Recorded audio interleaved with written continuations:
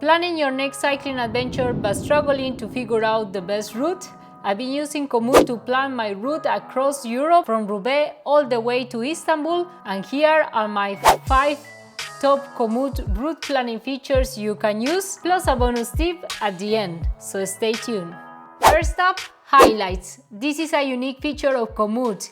It's Komoot community's favorite places as recommended by those who know them best. We can see they are these little red dots on the map. Think of it as hidden gems left by fellow adventurers. Highlights could be anything from single tracks to nice paths to a viewpoint or a cafe or restaurant. For example, if we click on this one, it's a nice bike path through the dunes. You can start your route here, set it as destination, include it on your route, or bookmark it. When you bookmark a highlight, it goes from red to blue. If you go here on the side menu, you can also filter the points of interest. This is super useful. I use this feature all the time for planning the route for the Transcontinental Race.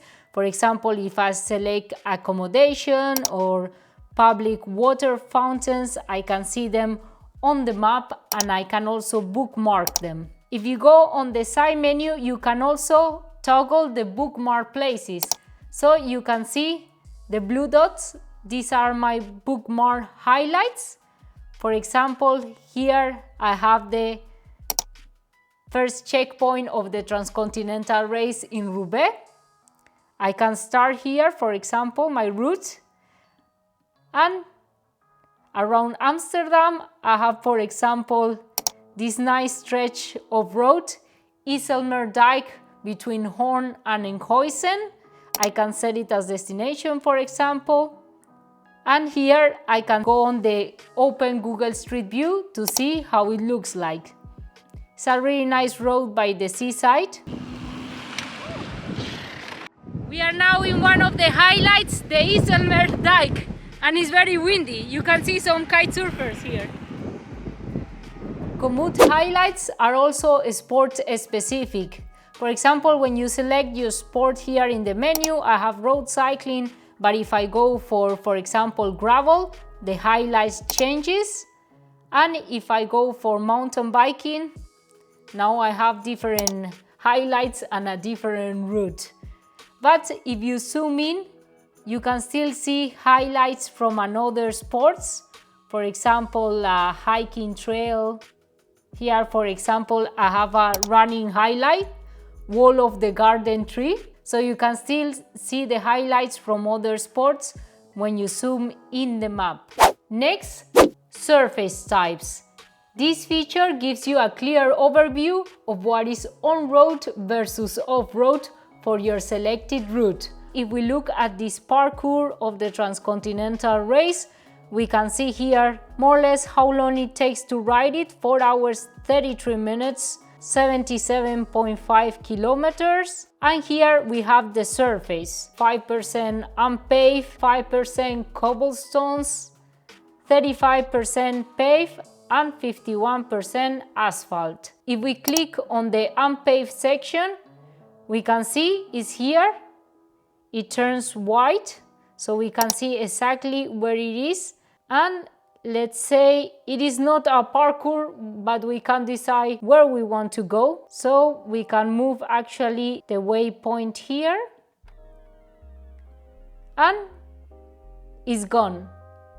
We actually saved 20 minutes from 4 hours 33 minutes to 4 hours 13 minutes.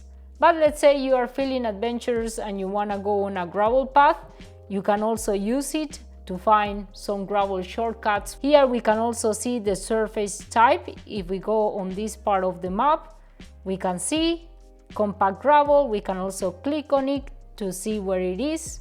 And Komoot provides you tips on unsuitable surfaces. For example, it says the surface along some of these tour may not be suitable. Let's see why. If we click here at kilometer 42, we can see it is this section. And if we click here, okay, cobblestones, that's why it might not be suitable. To be honest, riding over cobblestones can be difficult depending on your bike and level of skill. So it's a super useful feature. And here we have the icon of the open Google Street View. Sometimes people don't know about this feature, but it's probably one of the most useful ones. So I can just click here to see exactly what it is.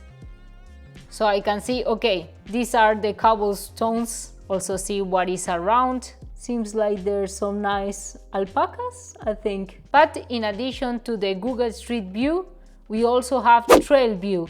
This is Komoot answer to Google Street View.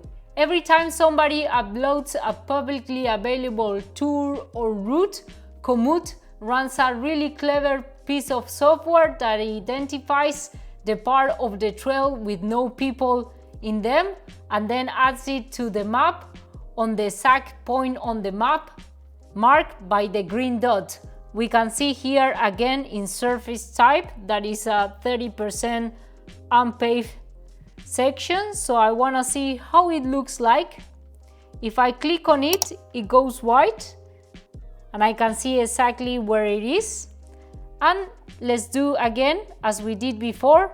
I want to see it on Google Street View, but there's no Google Street View. In some places, like for example, in Bosnia and Herzegovina, Google Street View can be a bit limited. So in this section, there's no Google Street View. But if we actually go here on map and we select Komoot Trail View, now we have the green dots on the map here and I can see how it looks like.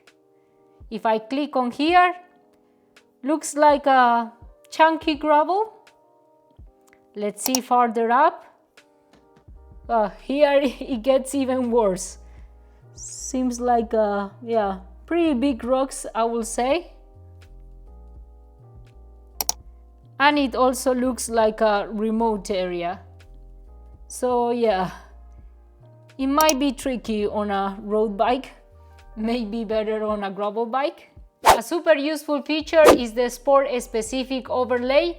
This is a premium feature which can be purchased for around $59.99 a year, and it not only unlocks useful tools like this one, but also the whole world for offline navigation.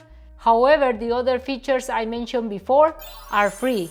This one is super interesting because it shows, for example, established long distance routes. Here we can see all the Eurovelos around this area, Eurovelo 5, 7, 8. Let's say you're planning your next bike adventure and you don't want to go on a busy road. Eurovelo routes are really nice and quiet most of the time. So I can just select it here. There's even some nice highlights on the route. And it also changes with the sport type. So when I select mountain biking, then it changes. Let's go for hiking. If I want to go hiking, I can see the hiking routes also here. I use it a lot. If there was a banned road and I was looking, for example, for alternative ways, sometimes it's not very obvious. And then you have the sports specific overlay and you could see there's a Eurovelo next to it. So you could just take this Eurovelo instead of a banned road, saving you a lot of time. And here is the bonus tip. Perhaps you just want to go on a ride on a beautiful route without worrying about creating a route from scratch. While Komoot is super useful to create long tailored routes like the one I did for the Transcontinental Race, it also has hundreds of thousands of ready-made routes you can choose from.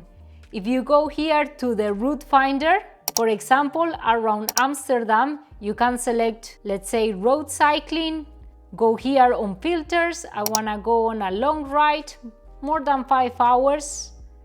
I want it starting from a public transport and I want it road. Let's check. Here we have different options.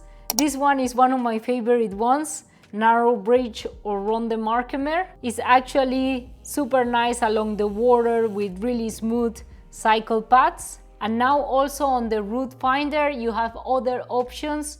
For example, mountain biking and now gravel riding. Finding gravel routes near Amsterdam can be difficult. So if we go here, we can filter, let's say maybe shorter, like from 2 to 5 hours. Here we have some options. There's one called Cheap Trail. That sounds interesting. I really like this area and I really like cheap, so it sounds promising. But let me know in the comments, what are your top tips for route planning? Until the next adventure.